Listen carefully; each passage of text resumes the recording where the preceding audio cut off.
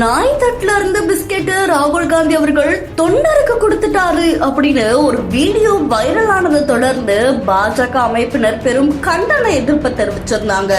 இதை தொடர்ந்து இதுதான் உண்மை அப்படின்னு ராகுல் காந்தி அவர்கள் கொடுத்த விளக்கம் பல சர்ச்சைகளுக்கு முற்றுப்புள்ளி வைக்கும் வகையில் அமைஞ்சதா சொல்லப்படுது. காங்கிரஸ் உடைய எம்பியான ராகுல் காந்தி பாரத் ஜோடா நியாய யாத்திரை நடைபயணம் ஒண்ணு மேற்கொண்டுட்டு வராங்க. இதுல இவருடைய நடைபயண குழு இப்போ ஜார்க்கண்ட் மாநிலத்தை அடைஞ்சிருக்காங்க.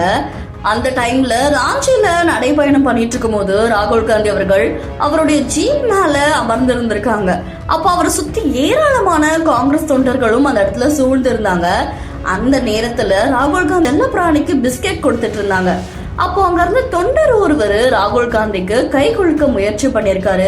அப்போ ராகுல் காந்தி அவர்கள் அந்த நாயோடைய தட்டுல இருந்த பிஸ்கெட் எடுத்து அந்த தொண்டருக்கு கொடுத்ததா சொல்லி வீடியோ ஒண்ணு சமூக வலைத்தளங்கள்ல பெரும் வைரல் ஆச்சு. இதுக்கு பாஜக அமைப்பினரும் மற்ற சமூக ஆர்வலர்களும் பெரும் எதிர்ப்பு தெரிவிச்சிருந்தாங்க. இதை தொடர்ந்து இந்த சர்ச்சைகளுக்கு முற்றுப்புள்ளி வைக்கிற வகையில ராகுல் காந்தி அவர்கள் இதுதான் உண்மை அப்படின்னு சொல்லி அவருடைய விளக்கத்தை கொடுத்திருக்காரு. கூட்டத்தை பார்த்து நாய் நடுங்கினதால உரிமையாளர்கிட்ட பிஸ்கெட்டை கொடுத்து அந்த நாய்க்கு கொடுக்க சொன்னேன்.